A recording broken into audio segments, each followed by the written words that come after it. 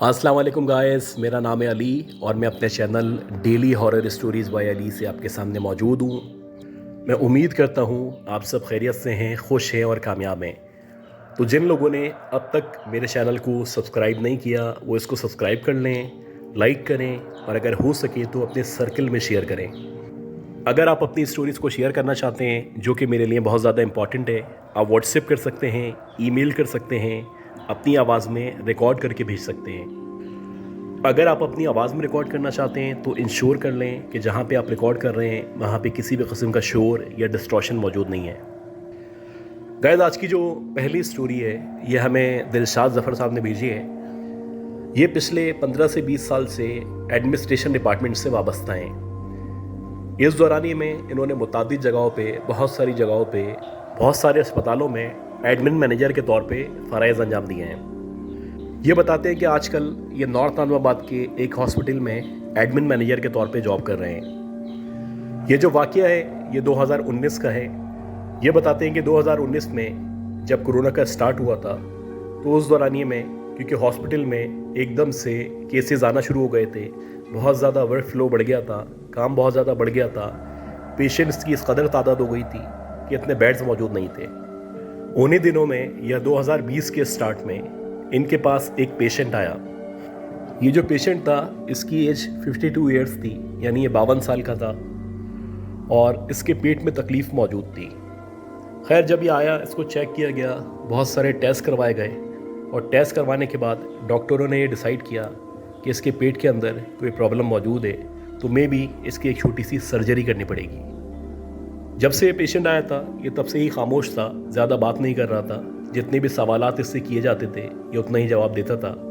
इसके साथ 2 अटेंडेंट मौजूद थे, एक बड़ी उम्र के साहब थे और एक लड़का था। वो जो बड़ी उम्र के साहब थे उन्होंने अपना जो रिश्ता बताया था इससे, वो ये बताया था कि इनका भतीजा है। खैर, किस्सा मुख्तसर, डॉक्टर ने सर्जरी सजेस्ट की और ठीक 4-5 दिन बाद इनकी जो सर्जरी थी वो रखी गई और सर्जरी अपने टाइम पे अंजाम पाई। खैरियत से सर्जरी हो गई और उसके बाद ये जो पेशेंट था इसको इसके रूम में मुंतकिल कर दिया गया। डॉक्टर्स का ये ख्याल था कि 4 से 5 दिन इसको ऑब्जर्वेशन में रखेंगे और उसके बाद इसको रिलीज़ कर देंगे। दिलशाद साहब बताते हैं कि रात के तकरीबन 12:30-1 बजे का टाइम था, मैं हॉस्पिटल में मौजूद था कि इसी दौरानिए में एकदम से ये जो पेशेंट था जिसकी सर्जरी हुई थी इसके रूम से चीखने की आवाज़ें आना शुरू हुई। और जब इसके रूम से चीखने की आवाज़ें आना शुरू हुई तो वहाँ पे जो भी वार्ड बॉय वगैरह मौजूद होते हैं ये सारे के सारे जितना जल्दी हो सकता था उस पेशेंट के रूम के अंदर पहुँचे। और जब ये रूम के अंदर पहुँचे तो इन्होंने देखा कि वो जो पेशेंट है जिसकी सर्जरी हुई है वो ज़मीन पे पड़ा हुआ है और ज़मीन पे पड़ा हुआ चीख रहा है। खैर, जब उसको उठाया गया, लिटाया गया, उससे पूछा गया कि आखिर क्या मामला हुआ है, क्या वजूहात हैं कि आप इतनी बुरी तरह चीख रहे हैं, ऐसी कौन सी बात हो गई है। तो पहले वो जो पेशेंट था उसने कुछ नहीं बताया, लेकिन जब मुसलसल उससे इसरार किया गया या उससे रिक्वेस्ट की गई या उसको कहा गया कि प्लीज़ बताएं अगर कोई हमसे गलती हो गई है या कोई मसला हुआ है तो वो शेयर करें। फिर उस पेशेंट ने बताया कि मैं अपने बेड पे लेटा हुआ था, बल्कि मैं सो रहा था कि एकदम से मुझे महसूस होना शुरू हुआ कि किसी ने मेरा नाम पुकारना शुरू किया है। जब मैंने गौर करना शुरू किया तो मुझे महसूस हुआ जैसे कि इस कमरे के अंदर ही कोई मौजूद है और मुसलसल मेरा नाम पुकार रहा है। ये पेशेंट बताता है कि जब मैंने रूम में आगे पीछे देखना शुरू किया तो मुझे महसूस हुआ कि ये जो रूम का पर्दा है जो खिड़की के साथ मौजूद है, इस पर्दे के पीछे कोई छुपा हुआ है, ये इधर से छुप के कोई मुझे देख रहा है। अब आहिस्ता आहिस्ता करके जब मैंने उठने की कोशिश की और उधर गौर करना शुरू किया तो मैंने देखा कि उस पर्दे के नीचे से मुझे 2 पाँव नज़र आ रहे हैं और वो जो पाँव हैं वो बिल्कुल भयानक काले पाँव हैं। उनको देख के ऐसा लग रहा है कि किसी इंसान के ही पाँव हैं, लेकिन बज़ाहिर ऐसा लगता है कि वो जल चुके हैं या झलसे हुए पाँव हैं। अब मैं उसके पैर पे गौर ही कर रहा था कि इसी दौरानिए में वो जो पर्दा था वो ऊपर की तरफ से हटा और जैसे ही वो पर्दा हटा तो मैंने देखा कि उस पर्दे के पीछे एक औरत खड़ी हुई है जिसकी बहुत ही भयानक शक्ल है, बहुत खौफनाक शक्ल है और उसकी जो आँखें हैं मुकम्मल तौर पर लाल हैं। वो मुझे देख के मुस्कुरा रही है। अब जब मैंने इस औरत को देखा तो मैंने उससे पूछा कि तुम कौन हो, यहाँ पे क्या कर रही हो। तो वो दोबारा से मेरा नाम पुकारने लगी और जब उसने दोबारा मेरा नाम पुकारना शुरू किया तो आहिस्ता आहिस्ता करके वो मेरे करीब बढ़ने लगी या मेरी तरफ आने लगी। अब जैसे जैसे वो मेरे करीब आने लगी वैसे वैसे मुझे डर महसूस होने लगा। मैं हिलना चाहता था, मैं पीछे हटना चाहता था, میں کچھ پڑھنا چاہتا تھا یا میں اپنا ڈیفینس کرنا چاہتا تھا، لیکن ایسا لگ رہا تھا بظاہر کہ جیسے میری باڈی پیرالائز ہو چکی ہے، میں مکمل طور پہ ہلنے سے یا موو کرنے سے قاصر ہوں۔ آہستہ آہستہ کر کے وہ جو عورت تھی وہ آگے بڑھی اور بالکل میرے بیڈ کے قریب آ گئی، اور جب وہ بالکل میرے بیڈ کے قریب آ گئی اس نے اپنا جو ہاتھ تھا میرے قریب بڑھایا یا میرے آگے بڑھایا، اور جیسے ہی اس نے اپنا ہاتھ آگے کیا ویسے ہی میں نے چیخنا شروع کر دیا۔ اور جب میں نے چیخنا شروع کیا تو دیکھتے ہی دیکھتے وہ جو عورت تھی یا وہ جو لڑکی تھی ہوا میں غائب ہو گئی۔ ایسا لگ رہا تھا جیسے وہ اس کمرے میں کبھی موجود ہی نہیں تھی۔ اب اس کی یہ بات سننے کے بعد جو ڈاکٹرز وغیرہ تھے انہوں نے کہا کہ ہو سکتا ہے کیونکہ اس کو انجیکشن وغیرہ لگے ہوئے ہیں، یہ مکمل طور پہ کانشیس نہیں ہے، اس کو نیند میں اس طرح کے خیالات آ رہے ہوں یا ایسا محسوس ہو رہا ہو، میں بھی یہ جو اس کو میڈیسنز وغیرہ دی گئی ہیں یہ اس کا اثر ہے۔ خیر بات آئی گئی ہو گئی، اس کو تھوڑا سمجھایا، اس کو ریلیکس کیا، اور اس کے بعد دوبارہ سے اس کو سلانے کے بعد جو بھی وارڈ بوائے وغیرہ تھے وہ سارے چلے گئے، میں بھی اپنے روم میں آ گیا۔ اب جیسے تیسے یہ رات تو گزر گئی۔ اس کے بعد جب اگلی رات آئی تو اگین رات کے 2 یا 2:30 بجے کا ٹائم تھا، ایک دم سے وہ جو پیشنٹ تھا اس کی چیخنے کی آوازیں آنا شروع ہوئیں، اور جیسے ہی اس کی چیخنے کی آوازیں آنا شروع ہوئیں تو ہم لوگ اس کے روم میں پہنچے، اور جب ہم اس کے روم میں پہنچے تو وہ بے ہوش ہو چکا تھا۔ اب اس کے اوپر پانی وغیرہ ڈالا گیا، اس کو ہوش میں لانے کی کوشش کی گئی، اور جب وہ ہوش میں آیا اس سے پوچھا گیا تو وہ کہنے لگا کہ اگین اسی طرح کا واقعہ پیش آیا ہے، میری آنکھ لگ چکی تھی، دوبارہ سے مجھے محسوس ہونا شروع ہوا کہ جیسے کوئی میرا نام پکار رہا ہے یا میرا نام لے کے مجھے آواز دے رہا ہے۔ جب میری آنکھ کھلی میں نے ارد گرد دیکھنا شروع کیا تو میرے بیڈ کے لیفٹ سائڈ پہ جہاں پہ چیئر رکھی ہوئی ہے وہاں پہ ایک عورت چیئر کے اوپر بیٹھی ہوئی تھی، اس نے بلیک کلر کے کپڑے پہنے ہوئے تھے، وہ بظاہر دیکھنے سے بہت لمبی عورت لگ رہی تھی، اس کے جو بال تھے وہ بکھرے بکھرے بال تھے، اور اس کی جو آنکھیں تھیں وہ بظاہر ایسا لگ رہا تھا کہ انگاروں کی طرح چمک رہی ہیں، اور اس کا جو چہرہ تھا مکمل طور پہ جھلسا ہوا یا جلا ہوا چہرہ تھا۔ خیر جب میں اٹھ کے بیٹھا تو مجھے دیکھ کے مسکرانے لگی اور مجھے کہنے لگی کہ میں تمہیں یہاں سے نہیں جانے دوں گی۔ دوبارہ سے میں کوشش کر رہا تھا کہ میں کچھ پڑھ سکوں، کسی کو بلا سکوں، لیکن ایسا لگ رہا تھا کہ میری آواز مکمل طور پہ کھو چکی ہے، میں کچھ کہنے سے قاصر ہوں، میں کچھ کرنے سے قاصر ہوں، میں چاہ رہا ہوں کہ میں اٹھوں، کسی کو بلاؤں، لیکن میں موو نہیں کر پا رہا۔ اور آہستہ آہستہ کر کے وہ جو عورت تھی جو میرے سامنے چیئر پہ بیٹھی ہوئی تھی وہ اٹھی اور اس نے اٹھ کے میری طرف بڑھنا شروع کیا، اور جیسے جیسے وہ میرے قریب بڑھتی چلی آ رہی تھی ویسے ویسے مجھے محسوس ہو رہا تھا کہ اس کے پاس سے شدید قسم کی بدبو آ رہی ہے۔ بظاہر ایسا لگ رہا ہے کہ جو جلا ہوا گوشت ہوتا ہے یا جو سڑا ہوا گوشت ہوتا ہے اس میں عام طور پہ جس طرح کی بدبو آیا کرتی ہے ویسی بدبو آ رہی تھی، اور جیسے جیسے وہ میرے قریب آ رہی تھی ویسے ویسے ایسا لگ رہا تھا کہ وہ میری جان نکال دے گی یا میرا گلا گھونٹ دے گی۔ اسی دورانیے میں نے کوشش کرنا شروع کی کہ میں کچھ پڑھ سکوں، اور بالآخر میرے منہ سے اللہ کا نام نکلا، اور جیسے ہی میرے منہ سے اللہ کا نام نکلا تو وہ جو عورت تھی وہ ایک دم رک گئی اور رک کے مسکرانے لگی، اور جیسے ہی وہ مسکرانے لگی تو میں نے فوراً سے چیخنا شروع کر دیا، اور جب میں نے چیخنا شروع کیا تو اب میری آواز نکل گئی، اور اس کے بعد آپ لوگ آ گئے، اور جب آپ لوگ آئے تو اس سے پہلے ہی وہ یہاں سے غائب ہو چکی تھی۔ یہ بتاتے ہیں کہ اس کی یہ باتیں سن کے سارے کے سارے لوگ حیران تھے، کیونکہ یہ پہلی دفعہ نہیں ہوا تھا،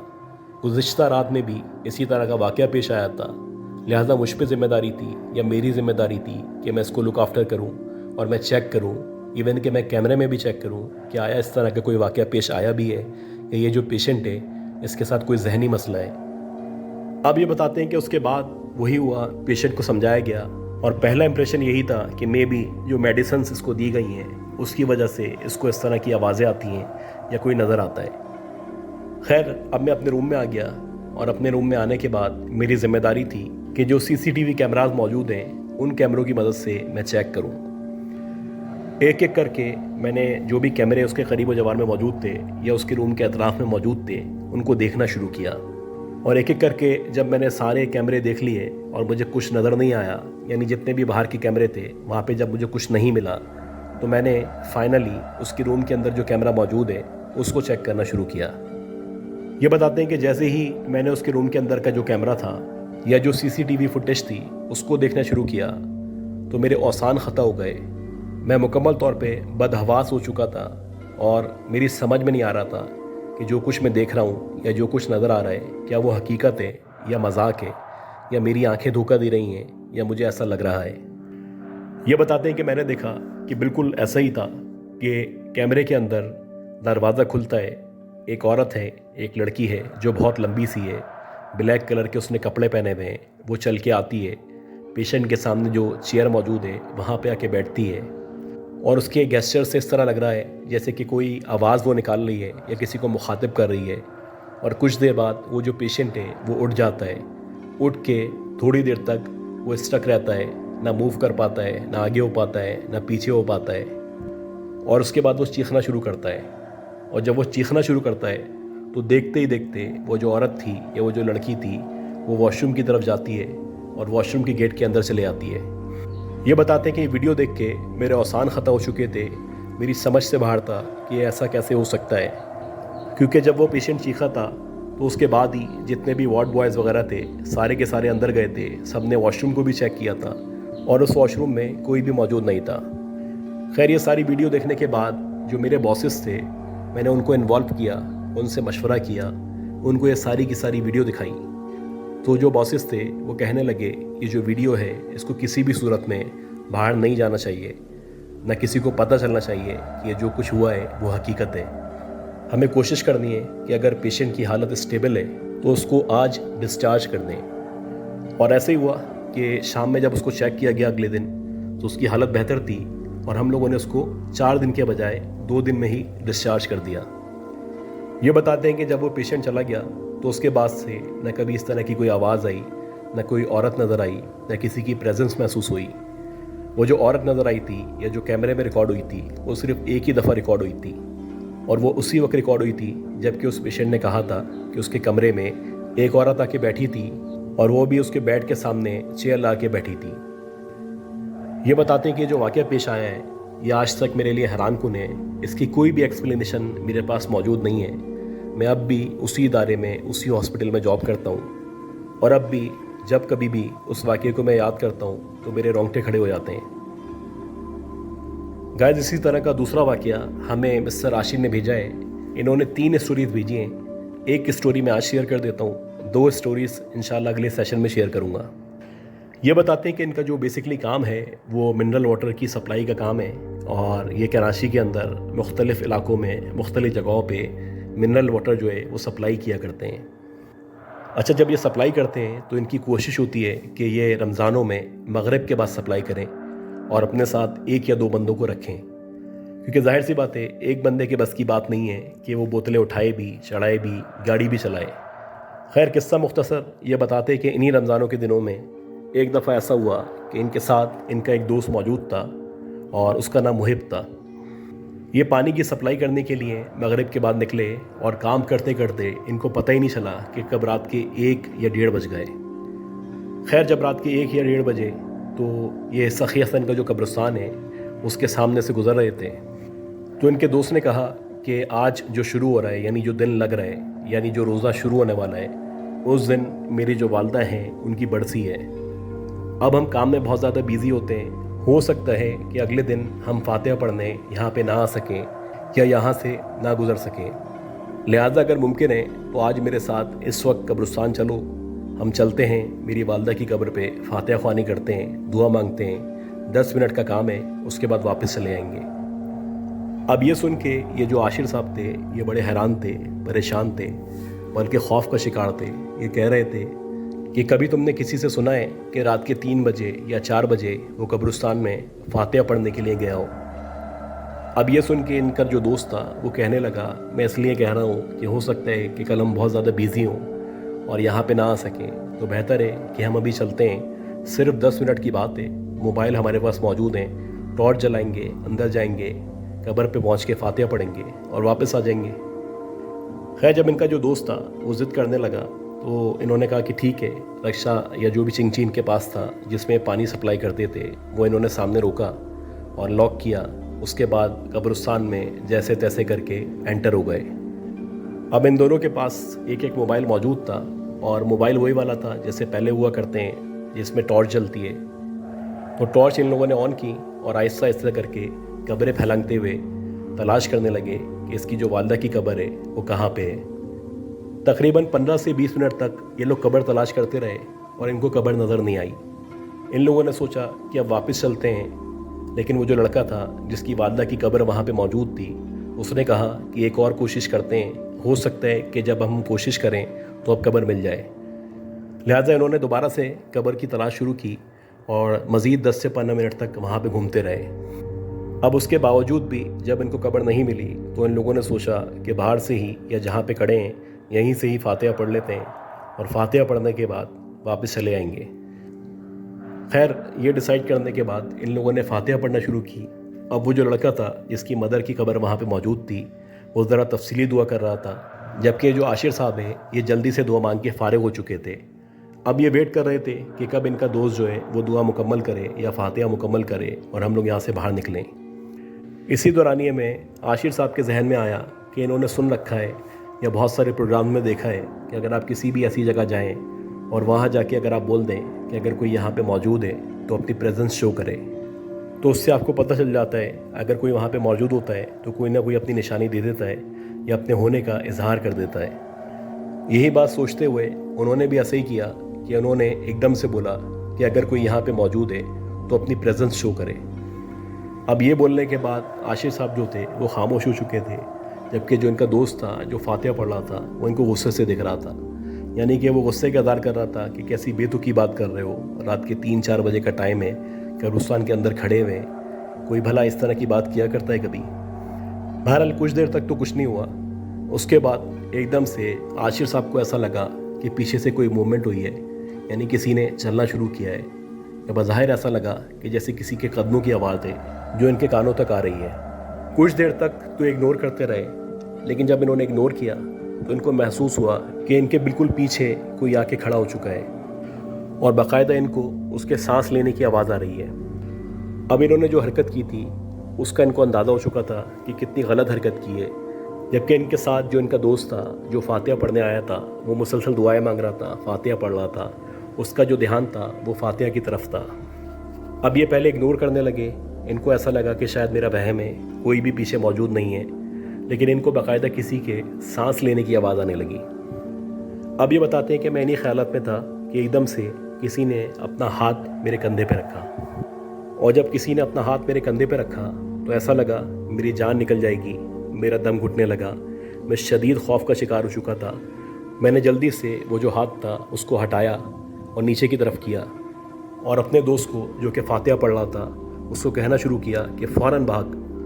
یہ سن کے ان کا جو دوست تھا اس نے بھی فاتحہ چھوڑ کے بھاگنا شروع کیا۔ یہ بتاتے کہ جیسے تیسے کر کے 3-4 منٹ کا سفر جو تھا 2-3 منٹ کے اندر اندر ہم نے طے کیا، اور گرتے پڑتے بالآخر قبرستان کے گیٹ پہ آ گئے۔ یہ بتاتے ہیں کہ جب ہم قبرستان کے گیٹ پہ آئے تو اس وقت بھی ہمیں محسوس ہو رہا تھا کہ ہمارے پیچھے کوئی آ رہا ہے، کوئی بھاگ رہا ہے، یا کوئی ہمیں آواز دے رہا ہے، یا باقاعدہ کسی کے ہونے کا احساس ہو رہا تھا۔ جیسے تیسے کر کے یہ چنگچی کے پاس آئے، چنگچی یا جو بھی ان کی گاڑی تھی اس میں بیٹھے، اس کو سٹارٹ کیا اور بھگانا شروع کر دیا۔ یہ بتاتے ہیں کہ یہ جو سفر تھا یہ دنیا کا خوفناک ترین سفر تھا، اور اس سے پہلے کبھی میں نے ایسا سفر نہیں کیا تھا۔ میں مسلسل جو بھی آیت وغیرہ آتی تھی وہ پڑھ رہا تھا، میری حالت غیر ہوئی ہوئی تھی، ایسا لگ رہا تھا کہ میں اپنی جو گاڑی ہے وہ کہیں مار دوں گا۔ میرا جو دوست تھا جو فاتحہ پڑھانے کے لیے یا پڑھنے کے لیے مجھے لے کے گیا تھا وہ مسلسل مجھے حوصلہ دے رہا تھا، وہ بھی قرآن آیت پڑھ رہا تھا، اور جیسے تیسے کر کے اللہ اللہ کر کے 10 سے 15 منٹ میں ہم لوگ اپنے گھر پہنچ گئے۔ گھر آنے کے بعد مجھے اپنی غلطی کا احساس ہو چکا تھا۔ میں نے اپنے پیرنٹس سے یہ جو واقعہ تھا وہ شیئر کیا۔ اس کے بعد جو میرے پیرنٹس تھے انہوں نے بھی مجھے بہت ڈانٹا اور کہا کہ آئندہ کبھی بھی رات میں قبرستان جانے کی غلطی نہیں کرنا، اور اگر جاؤ بھی تو اس طرح کی حرکت نہیں کرنا جو تم نے کی تھی۔ یہ بتاتے ہیں کہ اللہ کا شکر ہے کہ میری طبیعت وغیرہ خراب نہیں ہوئی، نہ مجھے اس کے بعد اس اینٹیٹی کا احساس ہوا، لیکن میں نے توبہ کر لی ہے۔ تو گائز میں امید کرتا ہوں جو بھی اسٹوریز میں نے شیئر کی ہیں یہ اسٹوریز آپ کو پسند آئی ہوں گی۔ اگر آپ کو یہ اسٹوریز پسند آئی ہیں تو پلیز میرے چینل کو لائک کریں، سبسکرائب کریں، شیئر کریں، دعا کریں کہ اللہ ہم سب کو، مجھے، میری فیملی کو صحت دے، زندگی دے، ہم سب کی سلامتی ہو، ہر بلا سے ہمیں بچائے۔ اپنا خیال رکھیے گا۔ اللہ حافظ۔